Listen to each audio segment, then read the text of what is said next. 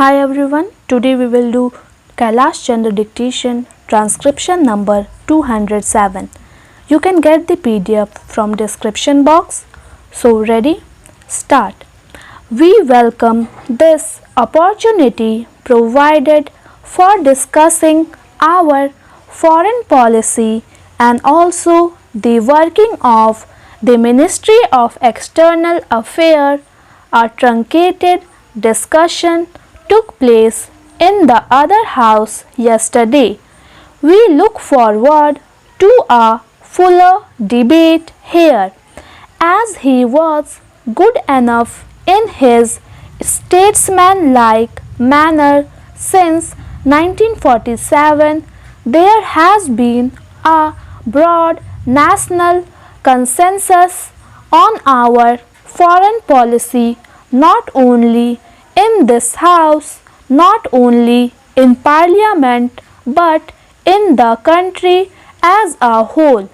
This does not mean that we have been following a static or an inactive foreign policy, because unless any foreign policy establishment keep itself abreast of the dynamics of international life, the ever-changing dynamic of international life, and objectively analyze them, it is likely to fall behind times and will not be able to meet the challenges of the present day world.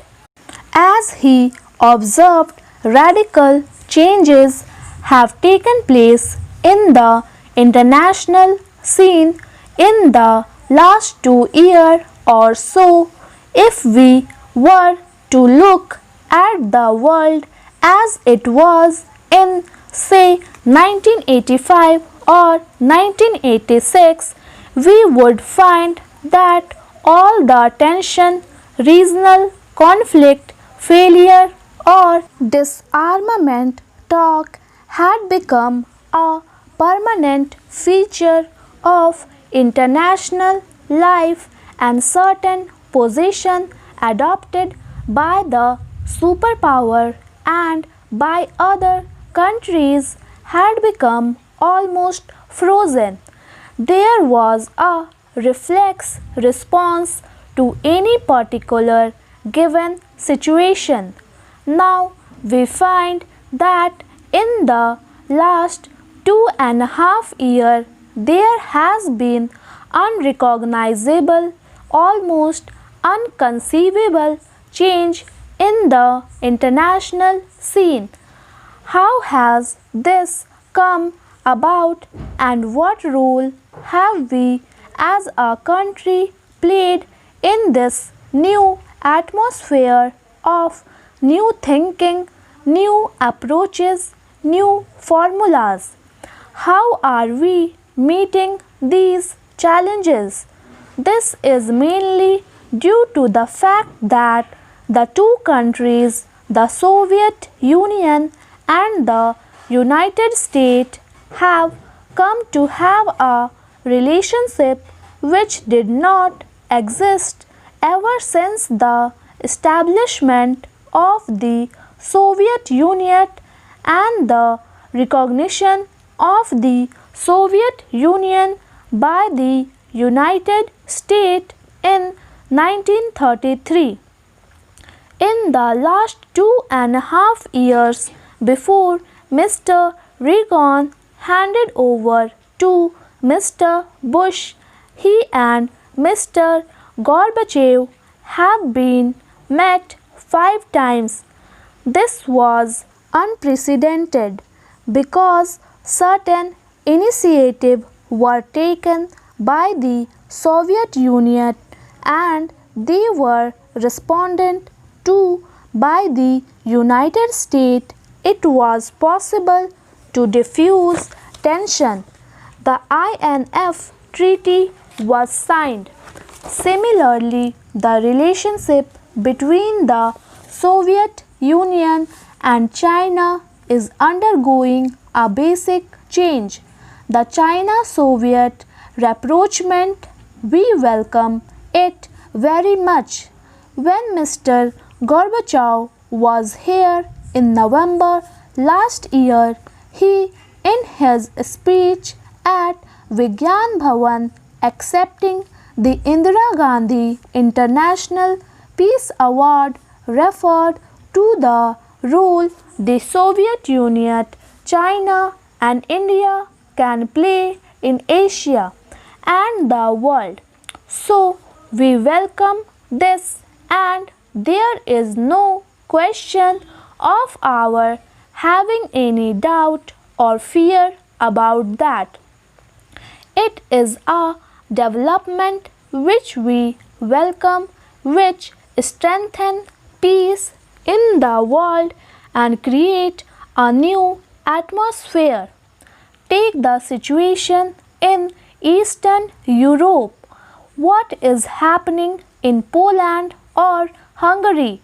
It was inconceivable even 2 years ago, the kind of election they are having. Solidarity has been recognized. Now let us come to the role that we have played. Mr. Gorbachev was in India for the first time in November 1986. He signed with the Indian Prime Minister the Delhi Declaration. Honorable members will cast a glance back to 1986 November and recall the Delhi Declaration.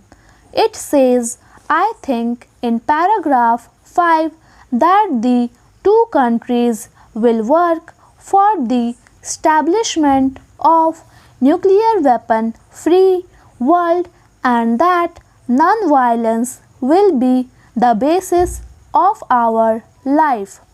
Mr. Gorbachev again referred to the Delhi Declaration in his famous and historic speech at the United Nations on 7th December last year.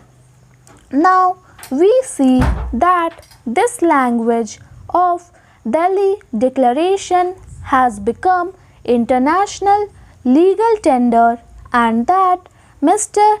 Gorbachev elected to sign the declaration with the Prime Minister of India is not insignificant.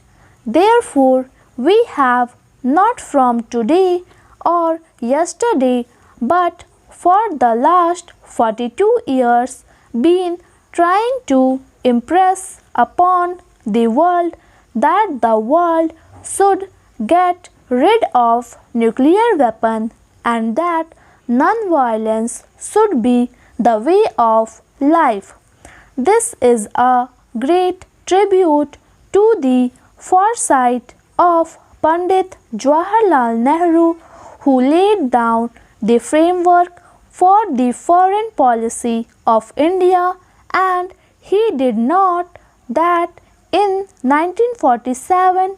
He did it many years before independence, and the fact that we have found the foreign policy framework laid down by him so useful, so durable, that it is really remarkable that a man should have such a vision that he had.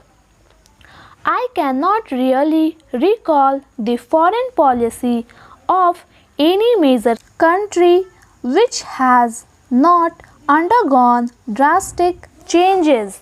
This has not happened in the case of India.